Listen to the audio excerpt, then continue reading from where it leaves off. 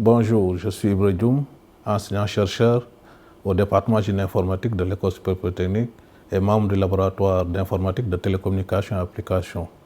Donc, je suis le responsable adjoint du laboratoire d'informatique de télécommunications et applications rattaché à l'École supérieure polytechnique, le LITA.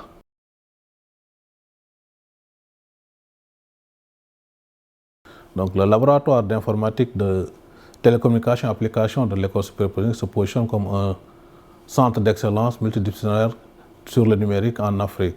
Sa force réside dans la pluridisciplinarité de son personnel qui sont issus des universités sénégalaises telles que l'Université Cheikh Anta Diop de Dakar, l'Université numérique Cheikh Hamidou Kane, l'École supérieure multinationale des télécommunications, l'Université Alioune Diop de Bambey et entre autres.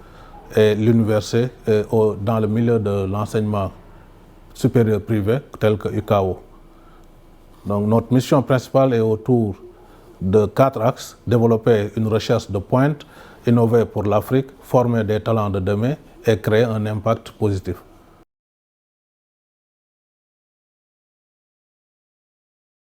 Donc, les activités de recherche du laboratoire d'informatique de télécommunications et applications s'articulent autour de 5 axes majeurs tels que les réseaux intelligents et convergence des services, la cybersécurité et la protection des données, l'intelligence artificielle et services de données pour le développement, technologies mobiles et objets connectés et environnements connectés, et en dernier lieu l'économie et les technologies disruptives. Donc c'est ces 5 axes que s'articulent les activités de recherche au niveau du laboratoire d'informatique de télécommunications et applications de l'École supérieure polytechnique. Et ces axes sont interconnectés et visent à apporter des solutions pertinentes et innovantes pour le développement socio-économique africain.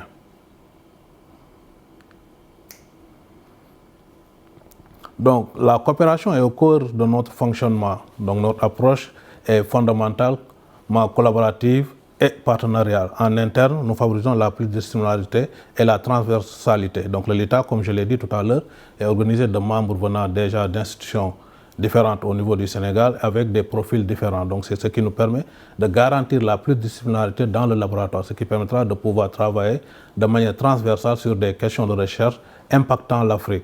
En externe, nous avons comme des partenaires sous-régionaux, donc avec des universités de la sous-région, comme en Côte d'Ivoire, au Togo, au Burkina, et aussi des partenaires européens comme dans des universités françaises et américaines. Donc là, c'est ces axes de collaboration que nous essayons de développer et de garantir une certaine mobilité à nos étudiants pour leur permettre de travailler dans des environnements qui leur permettra de plus s'immerger dans leurs activités de recherche par rapport à la thématique pour laquelle ils sont formés.